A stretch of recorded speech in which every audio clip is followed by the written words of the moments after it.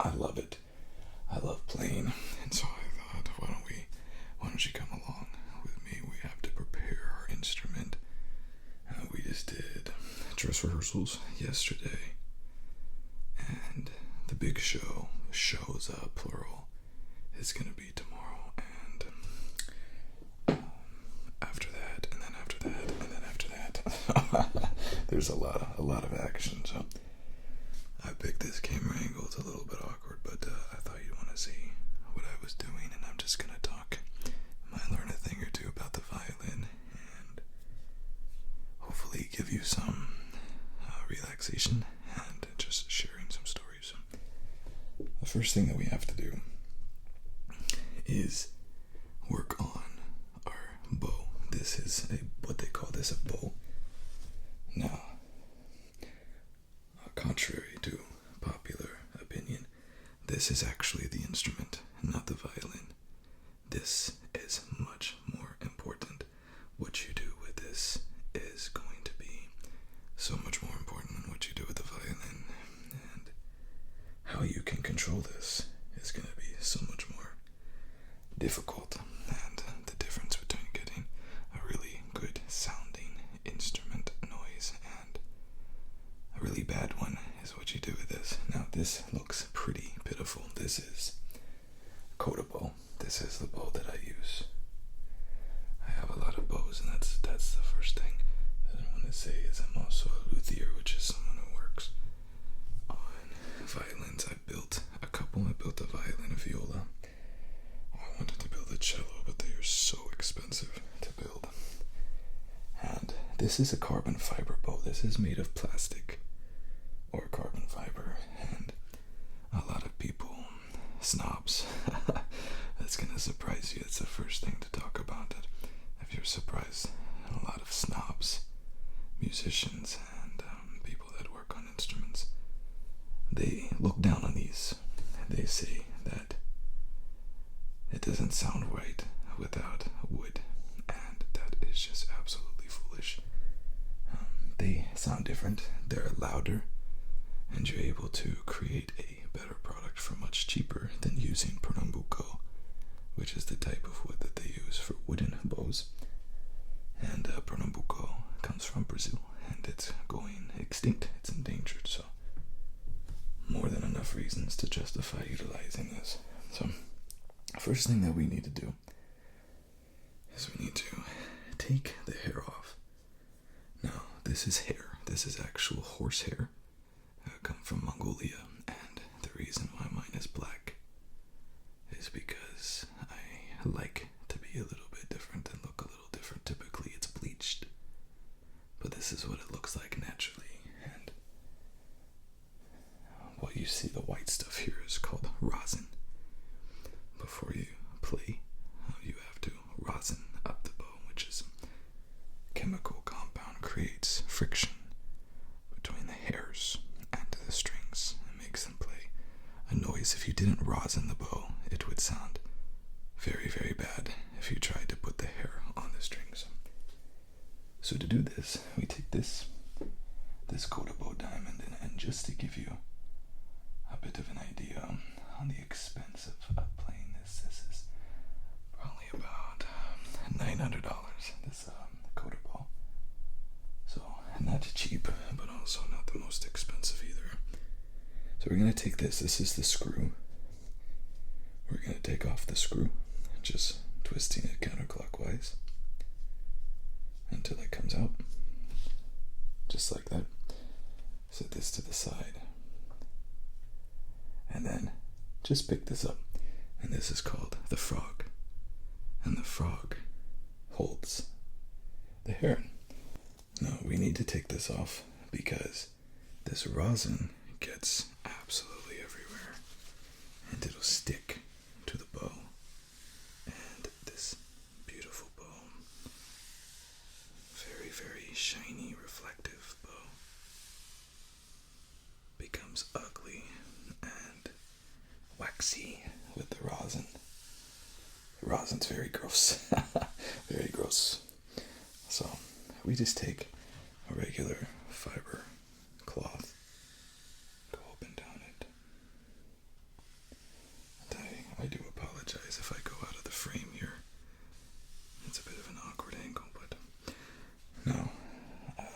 rosin reacts really well to simple pencil erasers. So we have a pencil eraser, and there's just some sticky parts here that are not coming off on their own. So we just take the eraser and we put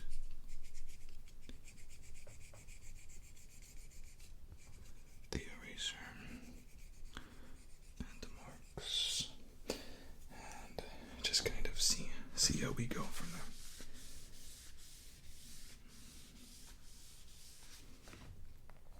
And try to switch up, go over here, and see what we can do. And you see it gets a little bit brighter in the rosin coming off. No use, no need to use really harsh compounds on things like this. Everything that we use is natural. So I have been playing the violin not very long. I've been playing it professionally for 2 years, two to 3 years. And I played in 2 orchestras. They shut down one of them because the conductor, I guess you could say, left. But I was not a student when I was a child. I never took lessons as a child. I was an adult learner, and I taught myself. So the first thing that I learned to do was how to read sheet music, which is kind of like our language, how we speak. When you are in an orchestra, you don't have the ability, nor do you really have the desire to learn every song that you're going to be playing. So you get really good at learning how to read sheet music, and then everything that you play is just by reading. So I learned how to do that, and I'm very happy that I didn't learn as a child, because I would have inevitably just I gave it up. But just suffice it to say that if you really want to learn an instrument, I didn't start learning how to play the violin till I was 26. And that was 5 years ago.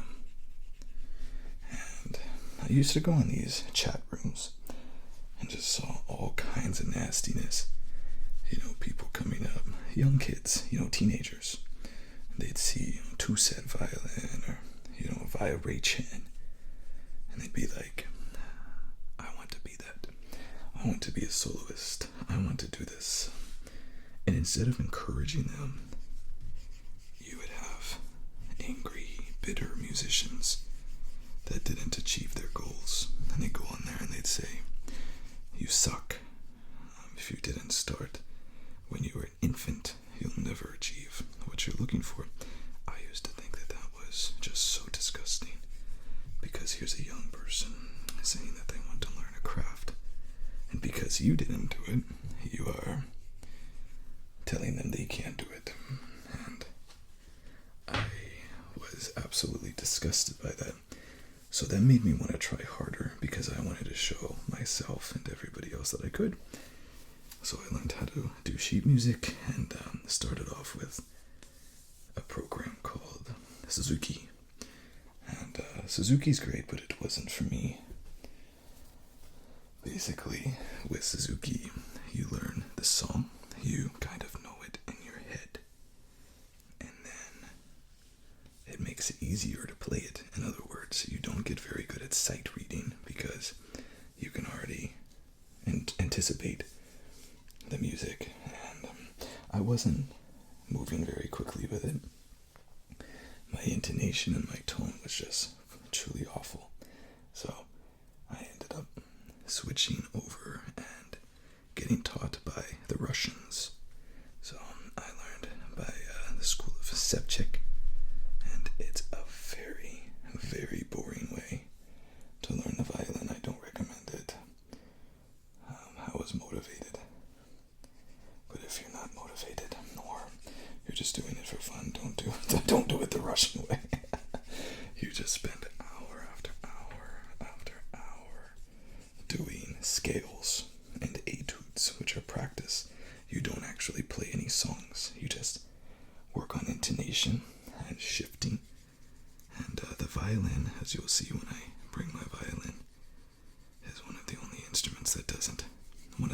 stringed instruments that doesn't have frets. And so it's all muscle memory. You have to remember where your fingers go. And it's very difficult. So that's all that it is. That's all that subject is. And on my max, I was practicing 8 hours a day. And that was good practice. I'd keep a practice journal. And so, for instance, I would practice an hour doing something. And then when I stopped practice, I would immediately hit the button. Immediately hit the stop, the pause button. And was not actually counting my minutes. So I'm in it's 8 hours of actual physical practice. It was a lot. It was a lot. And like I say, it's not something that you do if you really want to enjoy your life, but 8 hours made me good pretty quick, and within a year and a half of actually playing the violin, I was a concertmaster, which is someone who leads the orchestra. It's for the best violinist, and I did it 100% just out of spite, just to show those people that they suck and they shouldn't be going out there telling these young kids who are just have dreams, what to do. So I actually grabbed the wrong polish here. I'll be right back. Let me grab the right one. Okay, sorry about that. I thought that I grabbed the wrong one, but when I opened it up, I realized that right away. But so this is silver winding, and you would never know it because it looks so ugly and dull. This is actually from the time that they used the wooden bows, and this doesn't have a whole lot of practicality on a carbon fiber bow, because this silver winding was meant to protect the bow itself, which was wood, from the fingers. And now the best, I guess, part about this is that it's ribbed, so it does make it a little bit harder to slip. So this is very slippery, but as you can see, mine is really ugly. It gets caked with sweat and dirt and everything else, so we're going to shine this up, and we're going to be using this Wright's Silver Cream.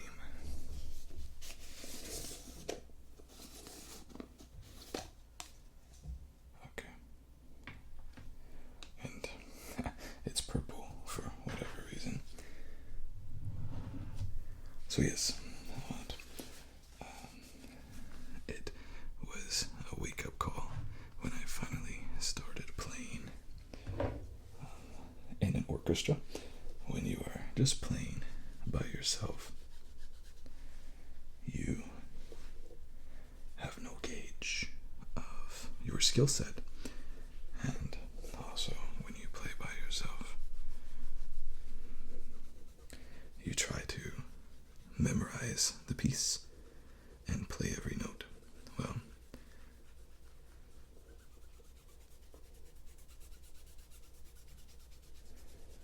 when you play in an orchestra, you're not hitting every note, and that's pretty much a promise.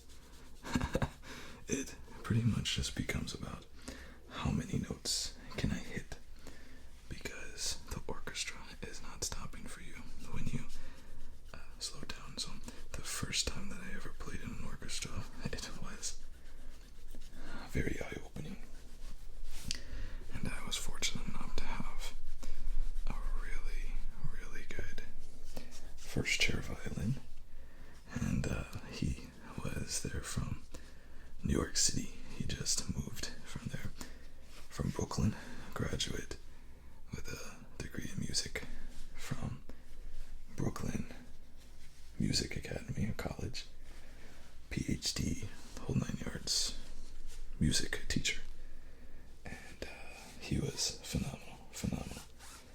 But I just had absolutely no idea what I was doing, and I mean, to put it in perspective, I was playing Bach by myself, and I considered myself myself a decent player, but as soon as I played in the orchestra, I totally reevaluated that.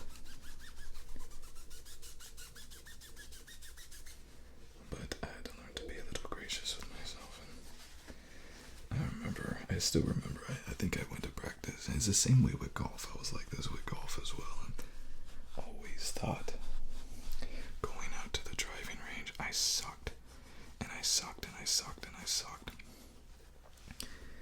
And we're gonna hit it with one more coat of this. It looks much better, but I want one more coat of this. You can see it's starting to shine a little bit more now. And went to the driving range, just did not feel like I was ready to go golfing, and got suckered into it.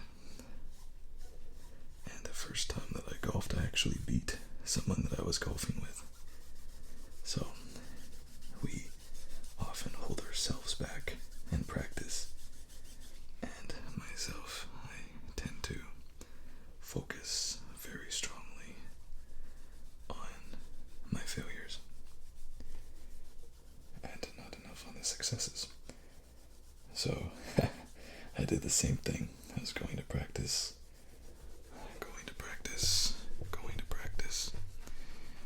kept telling myself, I'm not ready. And eventually, ready found me. And what happened was a bit comical. This is a leather wrap. This is where you're supposed to put your thumb, but I have a very unorthodox grip, and I typically play it like a fiddle player does down here. So, the very first time I rehearsed.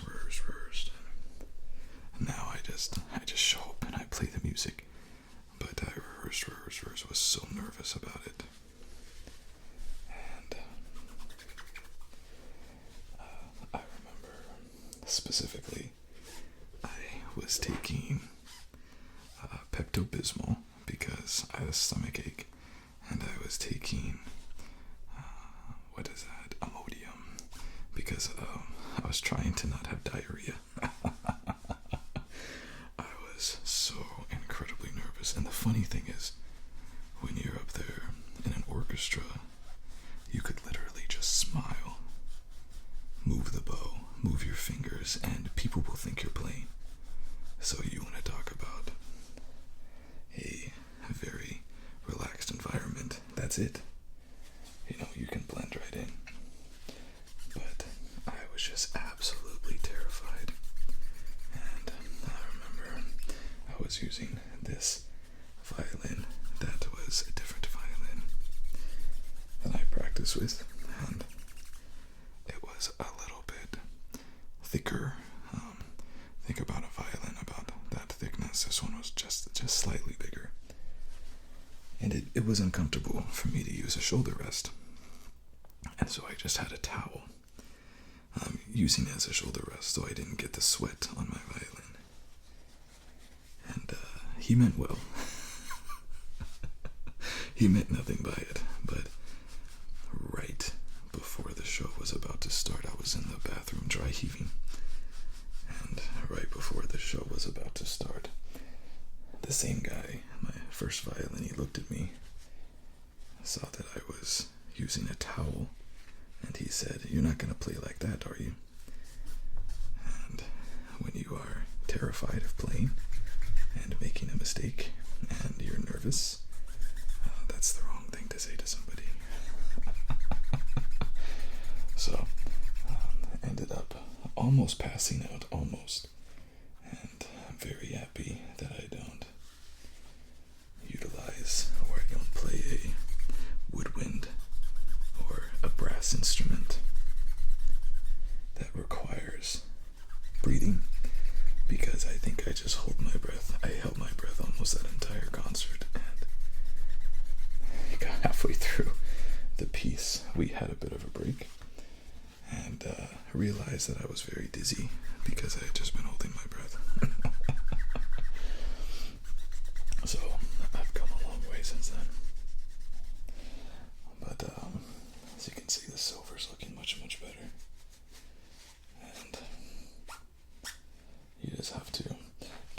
polishing it, and eventually it'll get even more and shine even more.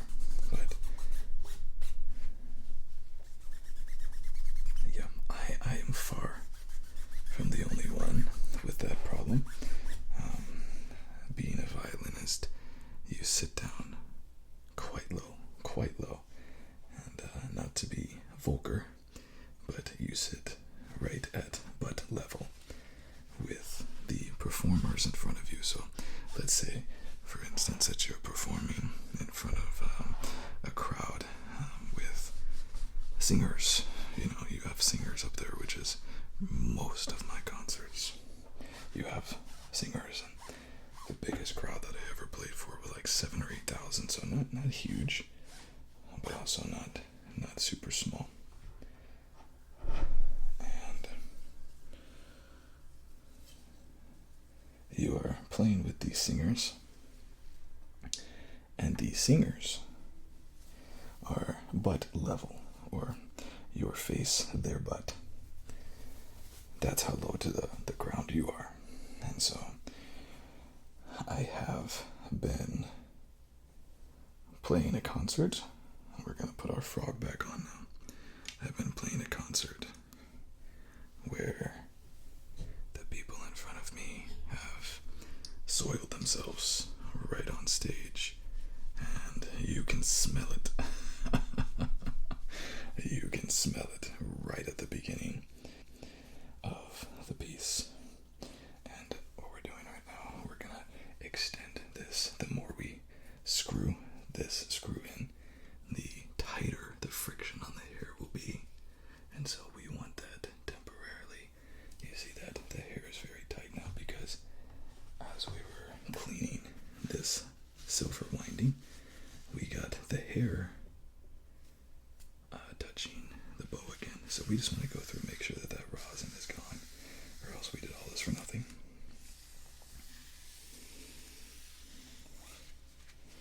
And you can see right there.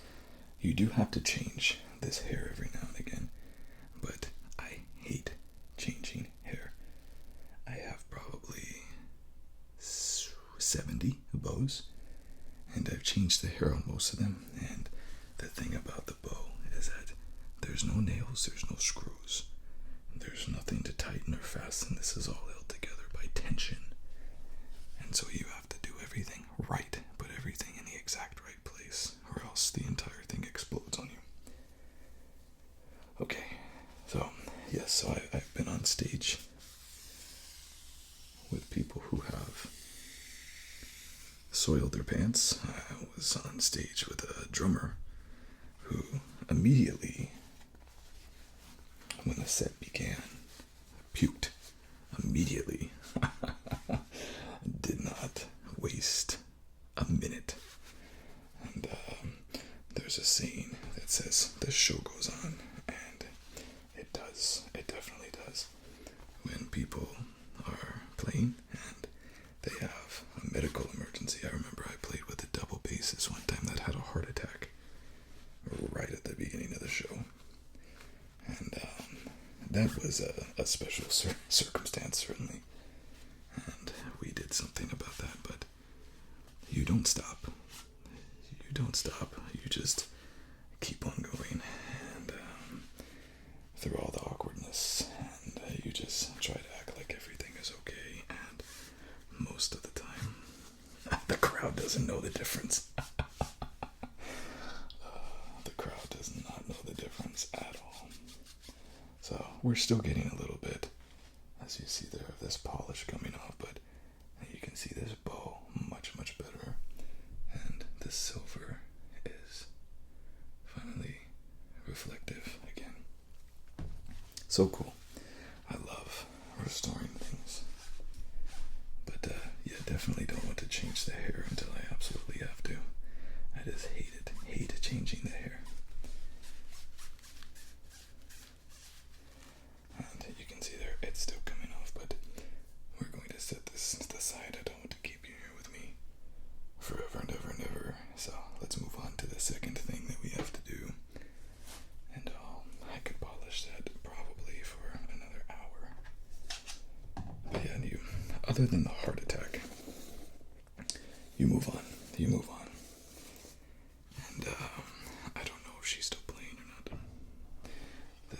her. She is gorgeous. It is a she.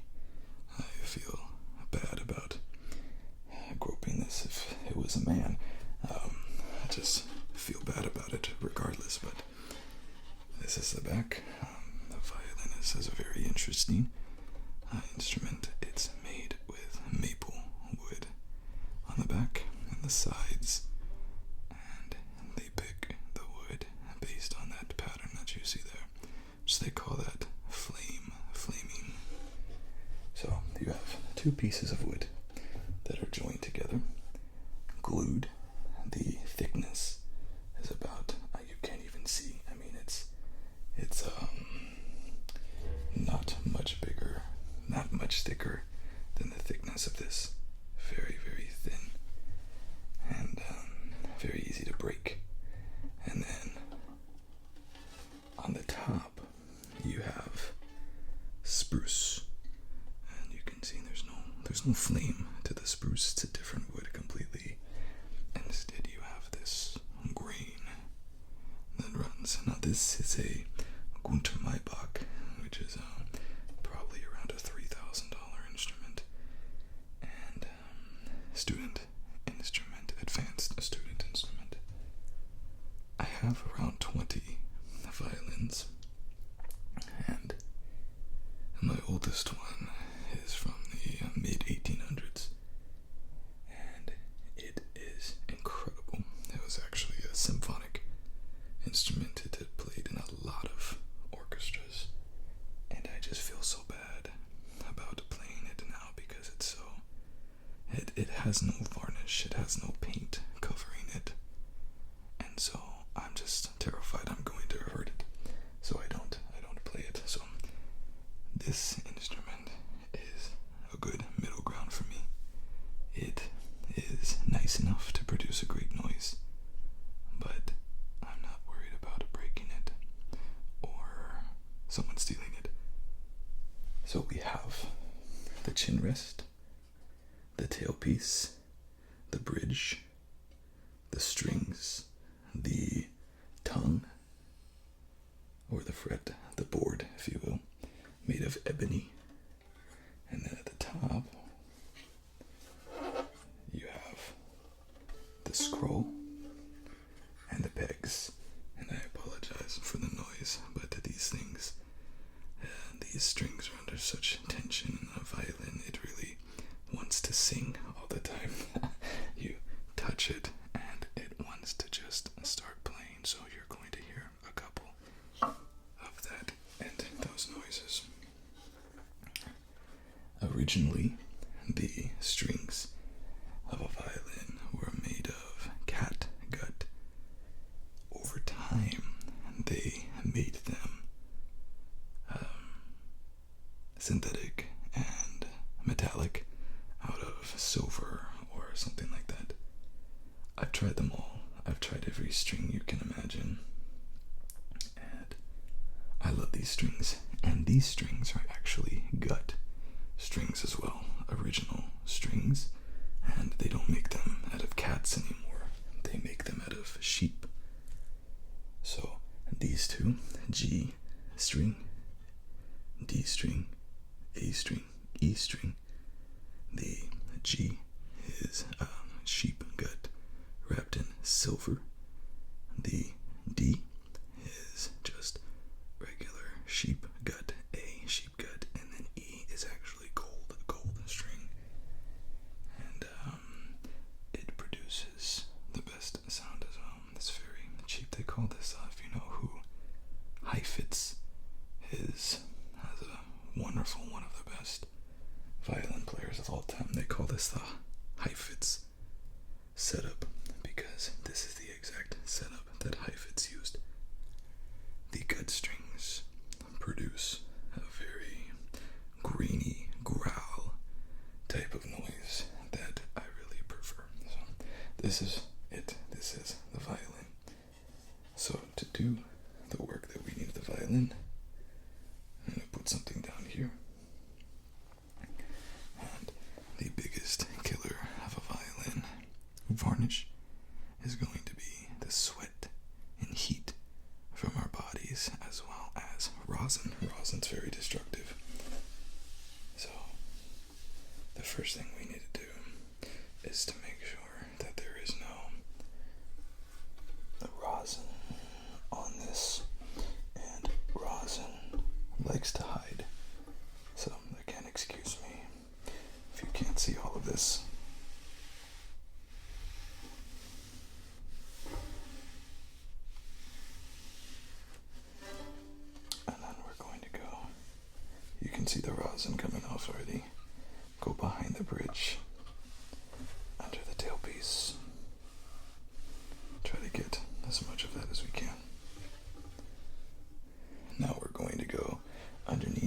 strings and hit up the board.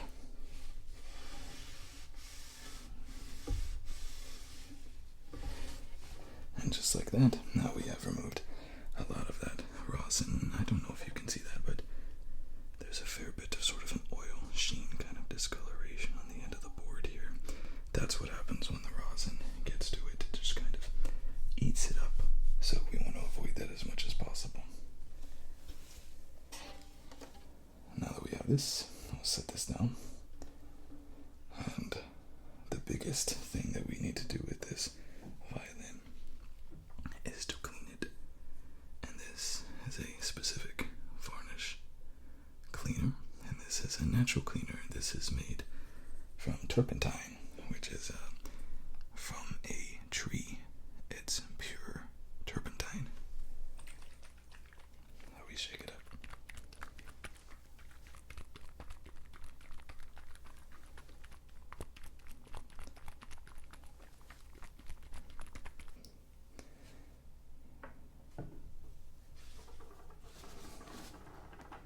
But that smell is something else.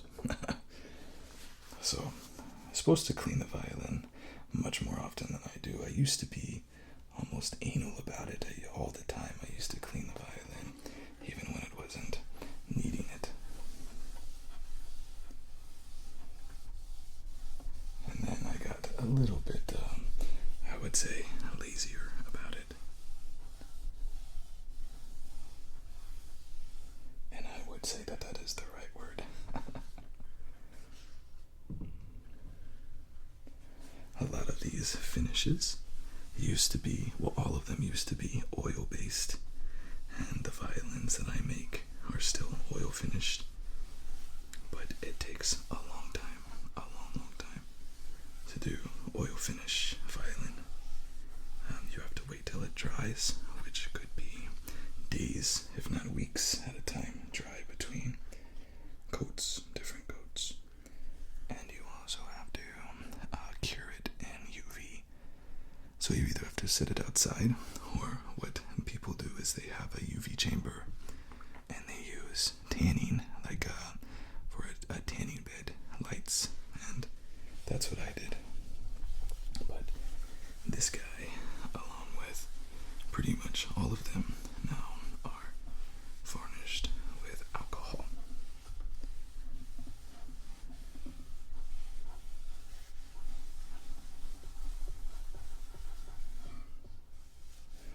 There's a couple of different polishes out there. One of them is a spirit varnish. It's literally alcohol. It's actually petrol.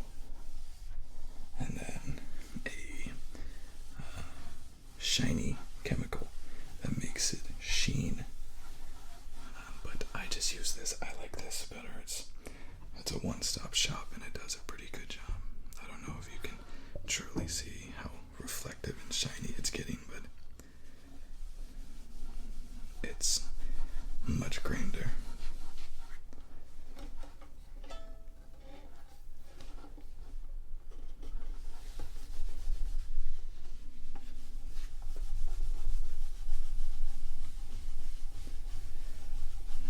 So yes, when I first started playing, I had no concept of the arrogance of musicians. And to this day, I probably get paid for maybe 5% of my shows. I play for free. And I have a job similar to this, what I say on this YouTube channel. I have a job, and this isn't it. And it's the same thing with music. I have a job. Music is not it. There's nothing like playing music with other people in an orchestra. It's an experience like none other. It's truly mesmerizing. You're playing your piece and you're thinking this is incredible, but it's missing something. And right when you say that, the French horn comes in, or the clarinets, or something like that. And it's just incredible if you have a good conductor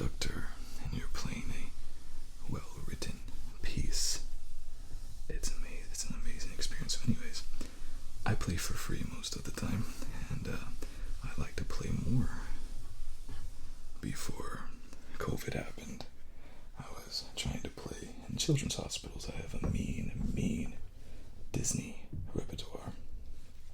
And then COVID happened. And they're still not letting people back in the hospital like that.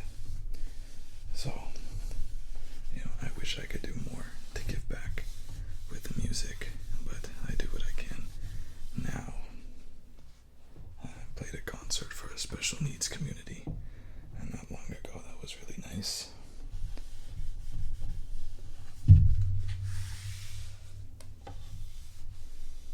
And anyways, I had no idea how big the musician's ego was. So when I first started, I thought that it was okay that I went around and I played with other musicians. And apparently it wasn't. My conductor did not like that. He didn't like the fact that I was going around and playing for other conductors and symphonies and orchestras. And so I was concertmaster one particular night, and I didn't go to the practice right before the concert. I'd been to the other practices, but not the one right before it, because I was playing a show with a different orchestra. And he decided to put in a solo that I had no idea that I had to perform.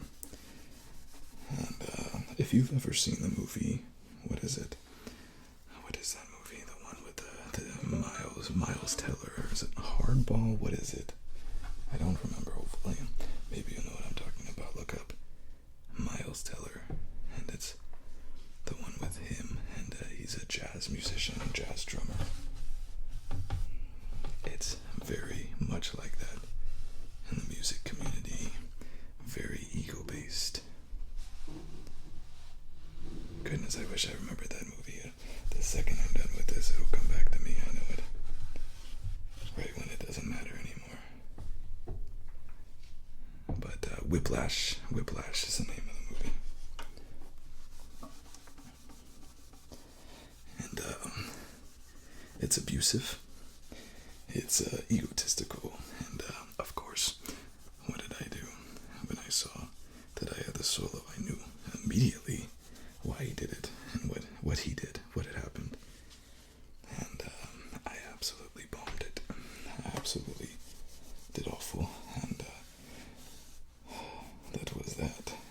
But being a musician now that I was into their world, I decided to get my payback. Sorry about this. This is ribs. Very difficult to clean these ribs, especially in that position I was in. So what I ended up doing was I was concertmaster again, and concertmaster, to put it into words, concertmaster was the person that led the orchestra. Before you had a conductor, you'd have the concertmaster, the first chair violinist. So it's a very important position. Used to be much more important, but they're still the ones that get the solos if you don't have a soloist. And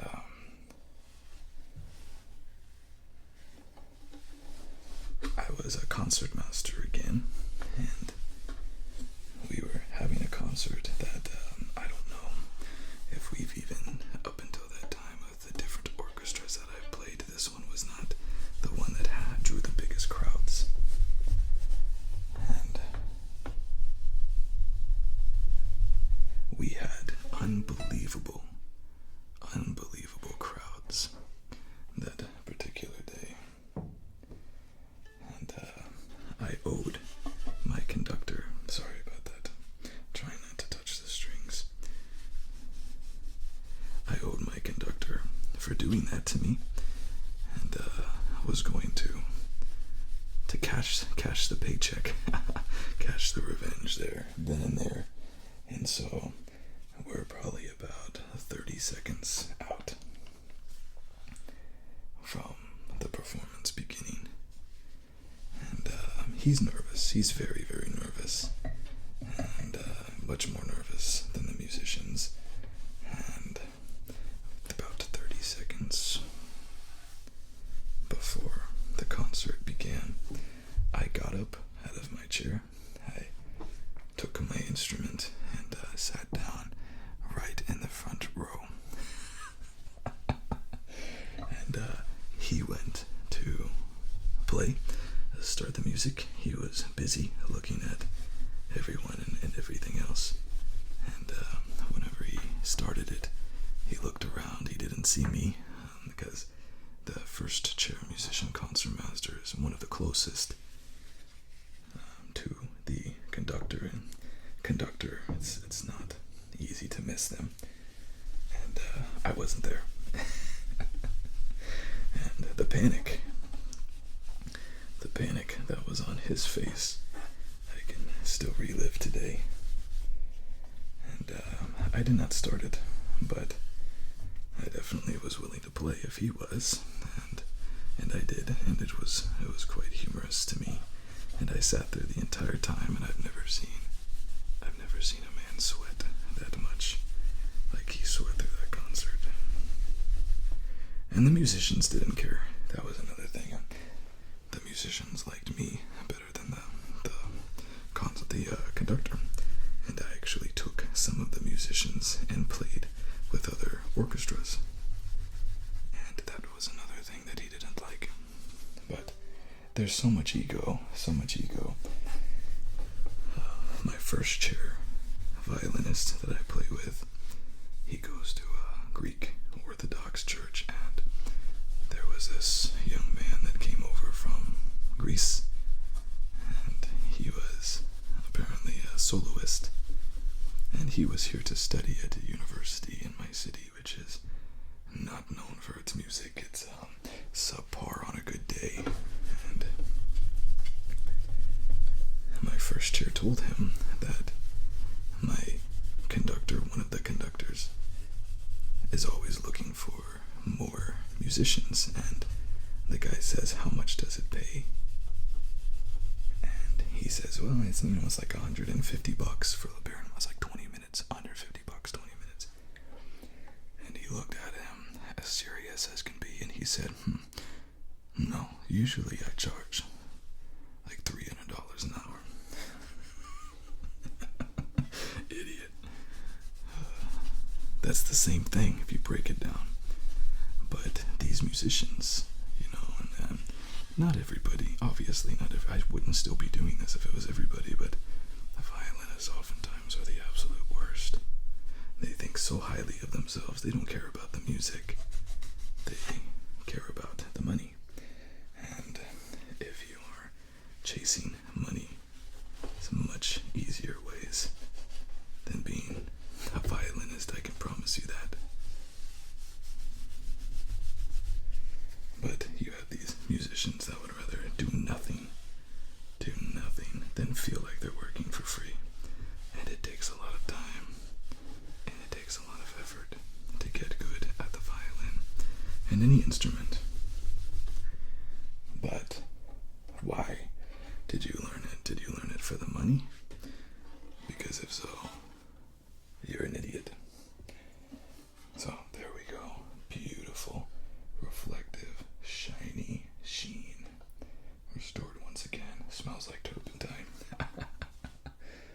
Beautiful violin.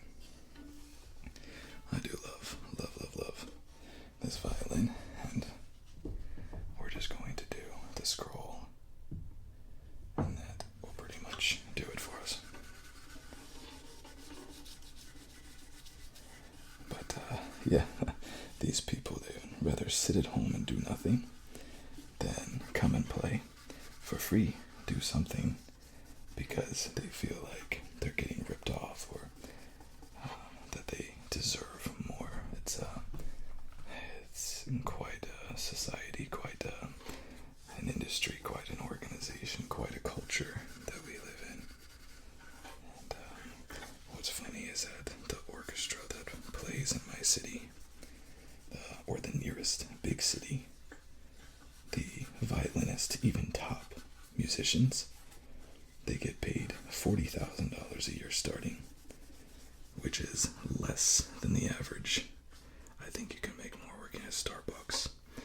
And they tell you that you can't go and get another job. That's your only job. That's the only thing you can do. So much ego. So much desire to get paid and not feel like you're giving away the farm for free. And here they have to go and wait tables just to pay their rent. Because they refuse to do anything for less than $400. It's crazy. Crazy world, crazy world. But I love the violin. I love the music. My favorite composer is Bach, obviously. My favorite symphony. That's a tough one.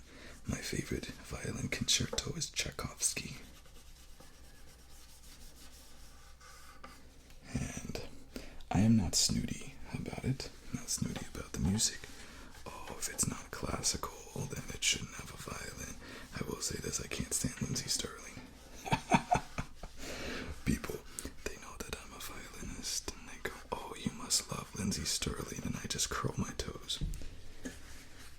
It's not real music. It's not real violin. It's electronic ramblings, and people think that that's violin, and that's the biggest problem. They think that that's what the violin is like, and then they go to listen to actual classical composition, and they find it boring because they think it's all frills and dancing and terrible, terrible, terrible.